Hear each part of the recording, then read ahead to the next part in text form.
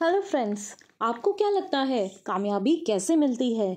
ज्ञान पाकर या मार्क्स पाकर, एकेडमिक मार्क्स पाकर या फिर नॉलेज पे काम कर कर, पढ़ाई को समझकर या फिर बस रट्टा मारकर? इसी कॉन्सेप्ट पे बनी ये कहानी, ये मूवी जिसका नाम है थ्री इडियट्स, जो कि 2009 में रिलीज हुई थी। ये एक एपिक मूवी रही है। एक ऐसी मूवी जो कि आपको जिंदगी जीने का तरीका सिखाती है, जो कि कहती है लाइफ रैट रेस नहीं है, इसे जियो अपने नए तरीके से, अपने नई सोच से, ना कि एक रैट रेस में शामिल हो जाओ। चलिए स्टार्ट करते हैं अब मूवी को। स्टार्टिंग में सीन दिखाया गया है कि एक फ्लाइट है जिसमें यात्री बैठे हुए हैं, जो कि टेक ऑन होने ही वाली है।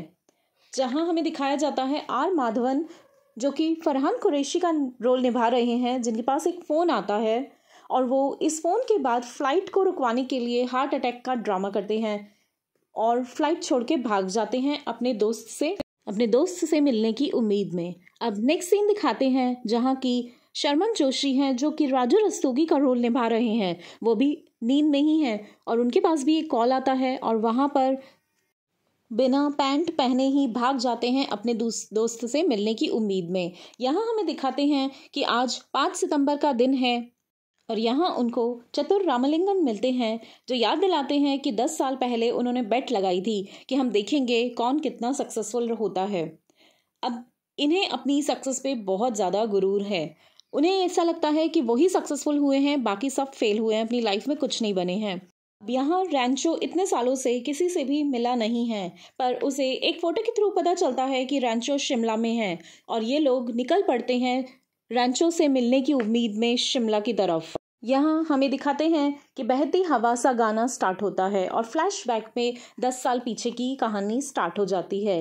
तब इन सब का फर्स्ट डे ऑफ कॉलेज दिखाया गया है, जिसमें रैगिंग चल रही है बॉयज़ की, जिसमें रैंचो अपने दिमाग का यूज़ करके अपने सीनियर को करारा सबक सिखाता है अपने स्मार्टनेस के थ्रू। अब आगे दिखाते हैं कि रैंचो, फरहान और राजू तीनों रूममेट्स बनते हैं। तीनों एक साथ एक रूम में रहते हैं। फरहान वाइल्ड लाइफ फोटोग्राफर बनना चाहता है, बट के फादर साहब चाहते हैं कि वो एक इंजीनियर बने और वेल सेटल्ड लाइफ जिए।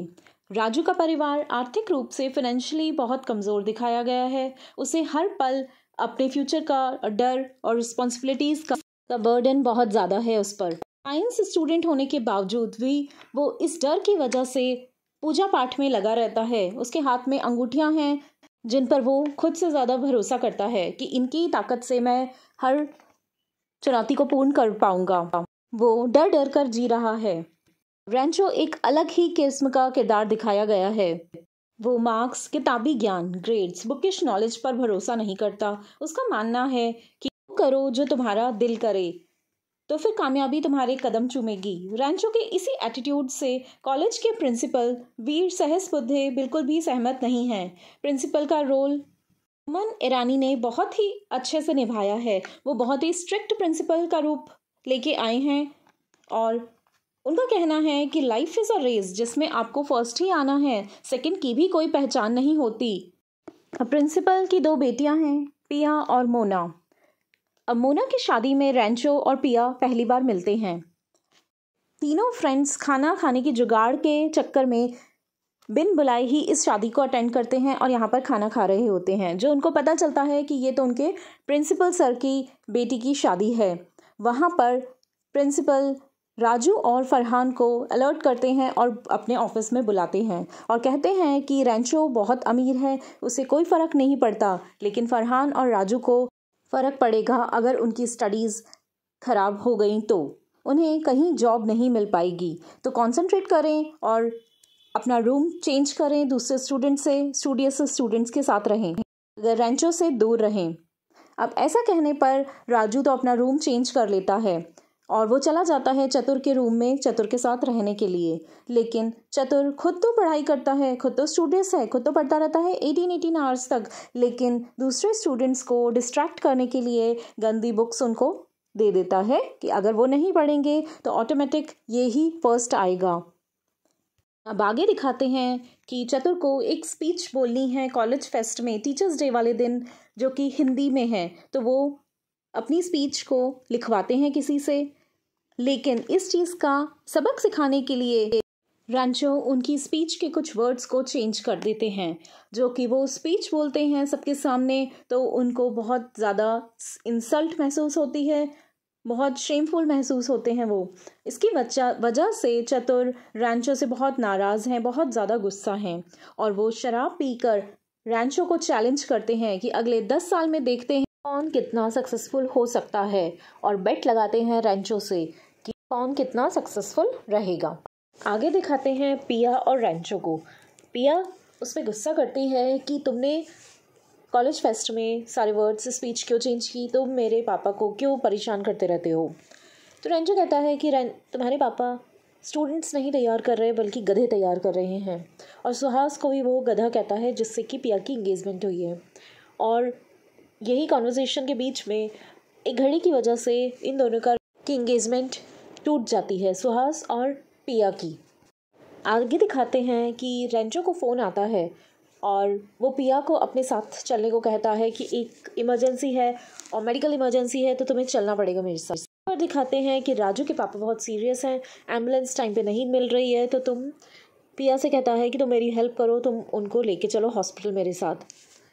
यहाँ पर रैंचो राजू के पापा को हॉस्पिटल ले आता है और यहाँ पर ट्रीटमेंट होता है। इसी रैंचो के एफर्ट्स की वजह से राजू अब उससे माफ़ी मांगता है कि मैं तेरी दोस्ती को गलत समझा था और मैं बहुत डर गया था कि कहीं मैं फेल ना हो जाऊं। इसी बीच रैंचो और पिया की भी एक लव स्टोरी स्टार्ट हो जाती है। पिया रैंचो को पसंद करने लगती है। सीन दिखाते हैं कि प्रिंसिपल राजू और फरहान की इंसल्ट करते हैं।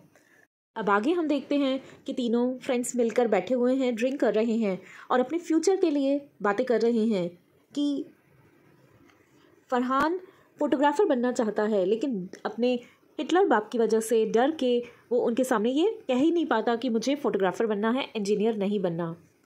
राजू अपने परिवार को अच्छी लाइफ देने के लिए, रिस्पॉन्सिबिलिटीज़ को उनकी उठाने के लिए डर डर के जी रहा है, डर डर के पढ़ाई करता है वो। रैंचो कहता है इन दोनों से, तुम लोगों का सपना ही अलग है, तुम्हारा सपना है, फरहान से कहता है तुम्हारा सपना है फोटोग्राफर बनने का, लेकिन तुम मशीनों के साथ रहते हो, कैसे सक्सेसफुल बन पाओगे, कैसे उस चीज़ को अच्छे से कर पाओगे।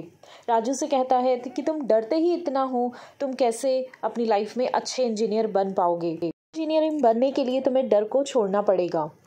अब फरहान उससे कहता है रैंचो से कि तुम तो दोनों ही करते हो, डरते भी हो और मरते भी हो। मरते तो हो पिया पर, लेकिन डरते हो उससे कहने के लिए, उसको प्रपोज नहीं करते हो। तुम करो, तुम प्रपोज, हम भी देखते हैं। अब रैंचो, राजू और फरहान प्रिंसिपल के घर में चोरी से घुसते हैं। रैंचो प्रपोज करता है पिया को और पिया बहुत खुश होती है इस चीज़ से कि कम से कम इतने सालों में उसने मुझे प्रपोज तो किया। अब ये लोग वहाँ से चले जाते हैं। अगर वायरस राजू को उसके घर से निकलता हुआ देख लेते हैं और राजू से कहते हैं कि तुम मुझे मेरे ऑफिस में मिलो। ऑफिस में बुलाकर उससे कहते हैं, उसको धमकाते हैं कि मैं तुम्हें रेस्टिगेट कर रहा हूँ, अगर रेस्टिगेट नहीं होना चाहते हो तो रेस्टिगेट ऑफ लेटर तुम रैंचो के अगेंस्ट लिखो और तुम मेरे विटनेस बन जाओ। अब इस बात से राजू बहुत दुखी है, बहुत हर्ट है कि दोस्त का साथ दूं या कॉलेज दोस्त को फंसा कर। इसी द्वंद्व में वो फंसा हुआ है और दुखी है। इसी द्वंद्व में वो प्रिंसिपल के रूम से नीचे कूद जाता है, अपनी जान देने की कोशिश करता है। वो अब लहूलुहान हो जाता है, उसे हॉस्पिटल ले जाया जाता है, वहाँ उसका इलाज चलता है। रैंचो, फरहान, माँ, पिया सब पूरी कोशिश करते हैं उसे ठीक करने में। अब वो ठीक हो जाता है। अब उसका इंटरव्यू है, वो सेलेक्ट हो जाता है इंटरव्यू में। यहाँ फरहान का भी लेटर जो कि रैंचो भेज देता है टॉप वाइल्ड लाइफ फोटोग्राफर को, जो कि हंगरी में है। उसे फरहान का काम बहुत पसंद आता है और उसे फरहान को वो सेलेक्ट कर लेता है। अब फरहान के पास अपना सपना फोटोग्राफर बनने का है, राजू के पास जॉब है। फाइनल ईयर आ जाता है जहाँ पर रैंचो फर्स्ट आता है और चतुर सेकंड। सब लोग अपने ग्रेजुएशन डे को एंजॉय कर रहे होते हैं। इन लोगों को अपनी डिग्री पाकर बहुत खुश हैं ये लोग, और रैंचो किसी से मिले बगैर ही चला जाता है वहाँ से और ना कोई कॉन्टैक्ट नंबर देता है, ना किसी से कॉन्टैक्ट रखता है। फ्लैशबैक से ये सीन फिर से शिमला पहुंच जाता है। शिमला में जाकर वो रेंचो का एड्रेस सर्च करते हैं और रेंचो के घर पे पहुंच जाते हैं। यहाँ पर मगर रेंचो पर्सन ही बदल चुका है। रेंचो को देख के वो लोग हैरान हो जाते हैं कि ये हमारा रेंचो नहीं, डिग्री सेम है, सब कुछ सेम है, लेकिन ये हमारा रेंचो नहीं है। फिर उसे पूछते हैं कि तुम कौन हो, तो वो पूरी स्टोरी सुनाता है कि रेंचो के पापा डिग्री के लिए रेंचो का नाम उस पर्सन को, छोटे को दे के उसकी डिग्री ले ली थी अपने बेटे के लिए, बट ये कहा था कि तुम कॉलेज के किसी भी स्टूडेंट से दोबारा अपनी लाइफ में नहीं मिलोगे। जो उनसे कहता है कि मैं तो नहीं मिलूँगा, लेकिन 2 इडियट्स मुझे ढूंढते हुए ज़रूर आएंगे, तब आप लोग क्या कहोगे। अब ये लोग लद्दाख पहुँचते हैं उससे मिलने के लिए। लद्दाख में जाकर वो लोग देखते हैं कि ये स्कूल चला रहा है और वो स्कूल ऐसा वैसा नहीं है। वहाँ पे प्रैक्टिकल नॉलेज दी जा रही है और एक्सपेरिमेंट्स किए जा रहे हैं हर चीज़ को लेकर। हान और राजू सोचते हैं ये तो रेंचो ही हो सकता है, ऐसा स्कूल रेंचो ही बना सकता है। चतुर उस पर हंसता है कि क्या तुम तो एक मास्टर जी निकले, एक छोटे से स्कूल के टीचर निकले और तुम अपनी लाइफ में कुछ भी सक्सेसफुल नहीं कर पाए। अब यहाँ पर दिखाते हैं कि पिया उनसे पूछती है कि तुम्हारा असली नाम क्या है, तो वो कहता है कि मेरा नाम फुनसुक वांगडू है। फुनसुक वांगडू वही फुनसुक वांगडू जो कि एक साइंटिस्ट है और जिसे चतुर की कंपनी चेस कर रही है बहुत सालों से। आज वो मिल गया है। आगे चतुर को पता चलता है कि रेंचो ही फुनसुक वांगडू है, एक साइंटिस्ट है। तो वो उसको कहता है कि मुझे अंदर से पता था कि रेंचो तुम कुछ ना कुछ टॉप पे ज़रूर जाओगे, कुछ ना कुछ बनोगे। यही मूवी एंड हो जाती है। अब ये मूवी को आप समझ सकते हैं कि इस मूवी में हमारे एजुकेशन सिस्टम के बारे में जो कुछ भी बताया गया है वो सही ही था। उससे लोगों ने, ऑडियंस ने बहुत रिलेट किया, और जहाँ पर भी हम रिलेट कर पाते हैं, ऑडियंस रिलेट कर पाती है, तो चीज़ें कहीं ना कहीं इमोशन से कनेक्ट होती हैं। जैसे 10th 12th के बाद इंजीनियर और डॉक्टर ही बनना होता है बच्चों को, चाहे वो पैसों के सेंस में हो, चाहे वो पेरेंट्स का प्रेशर हो या फिर स्टेटस सिंबल हो। अब इसी पूरे कॉन्सेप्ट को मूवी में बहुत ही अच्छे से दिखाया गया है। उसे भी फन, एंटरटेनमेंट और एक नई सोच के साथ दिखाया गया है। हाँ, एक नई सोच को जगाने की कोशिश की गई है पूरी मूवी में कि आप आंखें बंद करके रैट रेस में ना दौड़ें और अपने पैशन को फॉलो करें। ह्यूमर बहुत अच्छा है, एंटरटेनमेंट, फन बहुत बढ़िया है। 5 Point Someone एक नॉवेल है जिसको लिखा गया है चेतन भगत के द्वारा, उस पर ये कहानी आधारित है। आप चेक कीजिएगा। पूरी मूवी में हर लम्हे को खुशी से जीने के लिए बताया गया है। इस मूवी को प्रोड्यूस किया गया है विधु विनोद चोपड़ा के द्वारा और डायरेक्टर हैं राजकुमार हिरानी जी। मूवी 6 फिल्म फेयर अवार्ड्स विजेता है और तमिल में निन्बान का रीमेक भी है ये मूवी। आप जाके चेक कर सकते हैं। आपको मूवी का ये एक्सप्लेनेशन मेरे थ्रू पसंद आया हो तो चैनल को लाइक, शेयर, सब्सक्राइब ज़रूर कीजिएगा और नेक्स्ट जो भी मूवी आप देखना चाहते हैं उसका भी नाम कमेंट में ज़रूर दीजिएगा। टेक केयर एवरीवन, फिर मिलेंगे।